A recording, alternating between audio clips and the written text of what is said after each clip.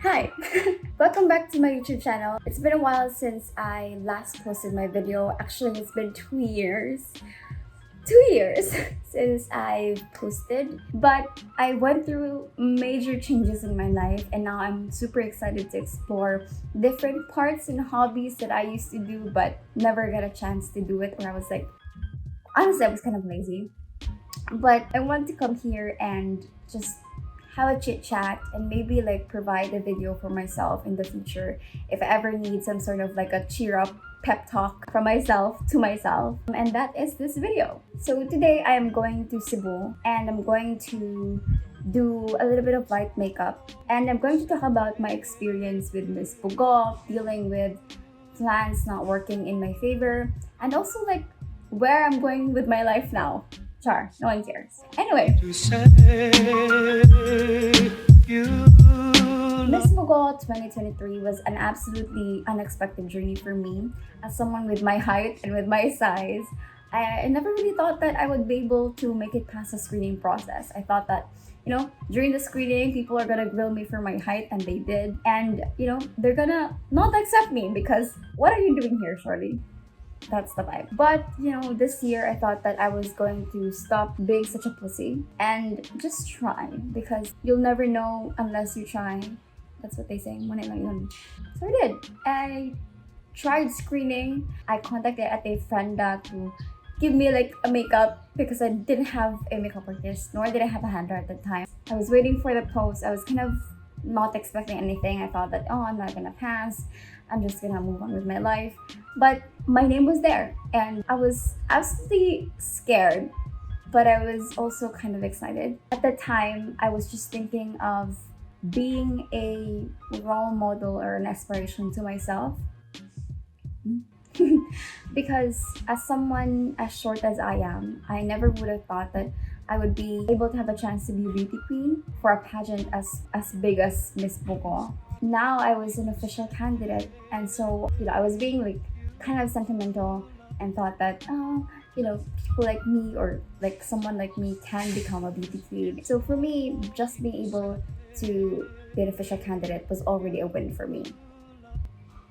The journey was not easy at all. I was studying in Cebu at that time. I had to travel like almost every day just to be able to keep up with rehearsals and practices and just be able to fulfill whatever was in the contract. And so that was pretty difficult for me. I thought by the end of the journey, by the end of Miss Bogo, I was already kind of burned out, which was very sad for me because it really reflected in my performance that night. It was not my best performance. I'm pretty sure that I could have done so much better to, ensure that the judges would notice me, even though, the odds weren't necessarily in my favor because of my height. I knew that I could have done so much better.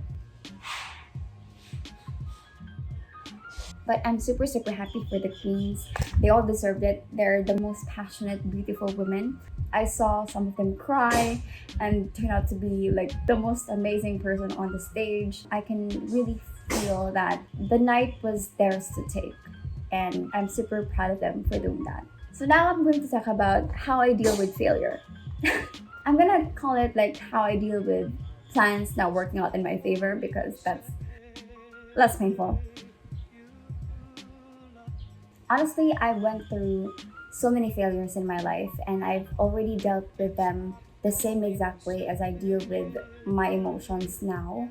And I'm going to hopefully provide like some sort of outline or reference for myself and for those who possibly need it or experiencing the same things as I am, and hopefully see this video and find it helpful. First thing that I do is to let yourself feel the emotions. I think it's quite common for people to be like, don't feel sad about it, or ayaw paghilak ay ganun hilak man ka. For me, I would say that, feel your emotions. So long as you don't hurt other people, I think it's pretty much acceptable and actually very healthy for you to cry as much as you want. Stay in bed for a few days if that's okay. I think that's not healthy, but if that's how you cope, then that's how you cope. We shouldn't shame people for feeling sad if they are supposed to be sad.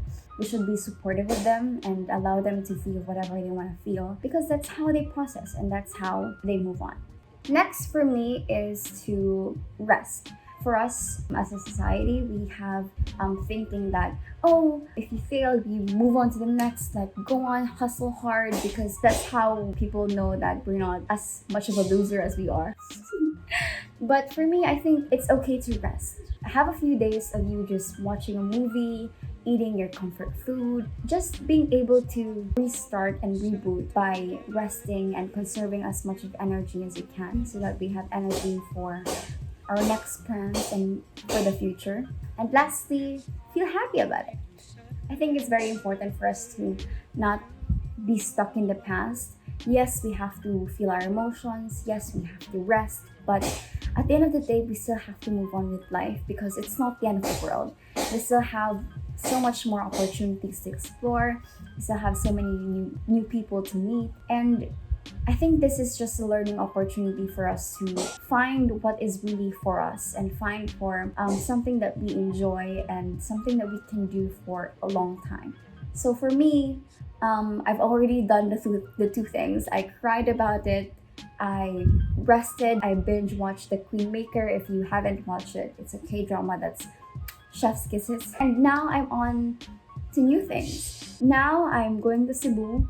I am going to be exploring different parts of myself and exploring different hobbies and activities I have to do pa. I have plans, I have a qualifying exam to pass, and that's something that I have to look forward to. The pageant was an amazing journey. It was such a transformative experience. I've learned a lot about myself, I've learned a lot about other people, and I think I'm much more mature and much more evolved as a woman that I would ever be without that experience. I may not have been a queen, but I still think that that pageant was much more about myself and presenting myself. It's about sending a message to women who look like me, who have the same height as me, who are as cute and small as me, that we do have a chance in the pageant world, and we shouldn't be scared of pushing through different opportunities because we have what it takes to be a beauty queen and we have what it takes to be anything we want to be.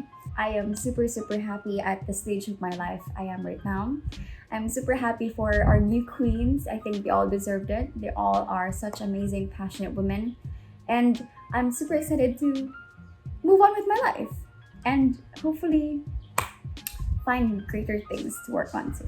That is all. I don't know if I'll be continuing to make YouTube videos, but let's see. Hi, Editing Karen here. Before I end this video, I would just really like to give so much appreciation and thanks to all the people who supported me and who believed in my capabilities. For Tita J and at TV for glamming me up in every single exposure that we have.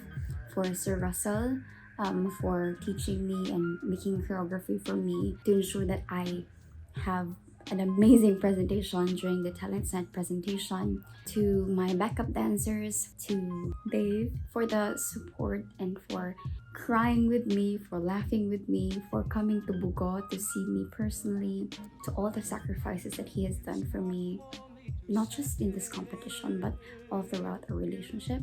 To my friends, to Tiffany, to Flor, to Luis, to Mary Grace, to everyone who showed their love and support during the competitions, and to my nanay for just making sure that I feel okay and that all the things that I would need would be given to me, just for giving me the amount of support in every endeavor of my life. For my tita, for financially and emotionally and physically supporting me in everything all throughout, who motivated me to keep on going regardless if I placed or I won a crown. This journey really strengthened me as a person, and I couldn't have done it without all of them. Thank you so much.